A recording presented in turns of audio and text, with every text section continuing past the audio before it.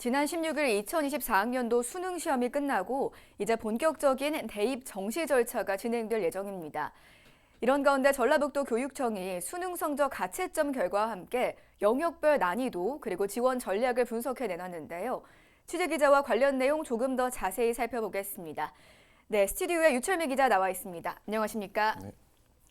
네, 올해 수능은 킬러 문항 배제라는 논란 속에서 치러진 첫 수능이었는데요. 생각보다 어려웠다는 반응이 많습니다. 예, 그렇습니다. 킬러 문항은 없었지만 불수능이었다는 그 분석이 지배적인데요. 자, 전북교육청도 수능 성적 가채점 결과를 분석하면서 비슷한 입장을 내놨습니다.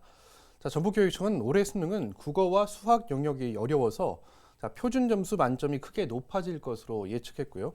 또 따라서 두 영역의 표준 점수가 올해 정시에서 가장 큰 변수가 될 것으로 전망했습니다. 네, 시청자분들의 이해를 돕기 위해서 이 표준 점수가 뭔지 설명해 주실 수 있을까요? 예, 그 수능은 수험생이 시험을 치를 영역과 과목을 선택해서 치르게 됩니다.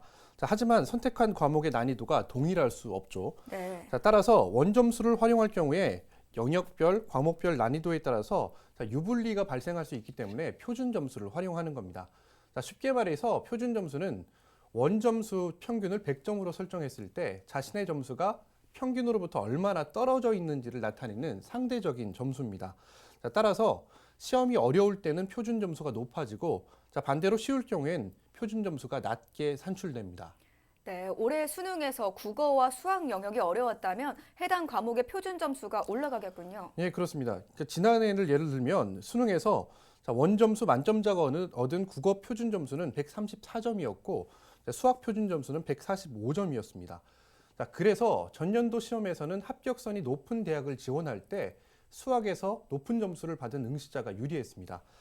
그런데 올해는 국어와 수학 표준 점수 만점 모두 140점대 중후반이 될 것으로 예측됩니다. 네.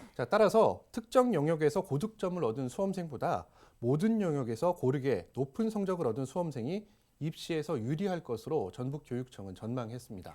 그렇군요. 그럼 다른 과목들의 가채점 분석 결과는 어떻게 나왔습니까? 사실 국어와 수학만 어려웠던 건 아니라고 합니다. 영어 영역도 난도가 높았던 것으로 분석되는데요. 전년도 영어 1등급 비율이 7.83%였습니다. 올해는 4%대 초반에 머무를 것으로 예상되는데요. 탐구 영역은 비교적 평이했고 표준 점수 만점 역시 대부분 70점을 넘지 않을 것으로 보입니다. 네, 그럼 교육청이 내놓은 대입 정시 전망을 살펴보죠. 가채점을 마친 수험생들은 이제 어떤 준비를 하면 될까요? 올해 수능이 다소 어려웠다고는 하지만 실망하기엔 아직 이릅니다. 본인의 성적, 다시 말해 원점수가 다소 기대에 미치지 못했더라도 다음에 성적이 발표되면 예상보다 높은 표준 점수나 등급이 나올 수도 있습니다. 수능이 전반적으로 어려웠기 때문인데요. 전북교육청은 우선 수시에 지원한 대학별 고사에 적극 응시하고 또 수시 미충원으로 인한 이월로 정시 모집 인원이 늘어날 수도 있기 때문에 차분하게 정시 지원 전략을 수립할 것을 주문했습니다. 네, 마지막으로 정시에 지원하는 수험생들을 위한 입시 설명회도 열린다고요?